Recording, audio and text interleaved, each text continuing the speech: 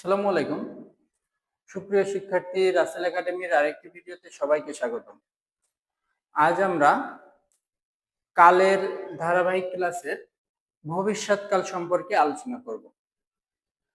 ভবিষ্যৎকাল হচ্ছে, ভবিষ্যৎকালের সংজ্ঞায় আমরা বলতে পারি বর্তমানের পরে যে ক্রিয়া সংঘটিত হবে সেই ক্রিয়া সংঘটিত হওয়ার সময়কেই আমরা ভবিষ্যৎকাল বলতে পারি।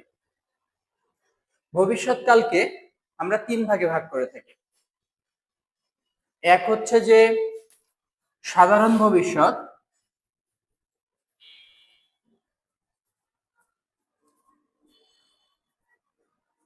দুই হচ্ছে ঘটমান ভবিষ্যৎ, আর তিন হচ্ছে পুরাঘটিত ভবিষ্যৎ।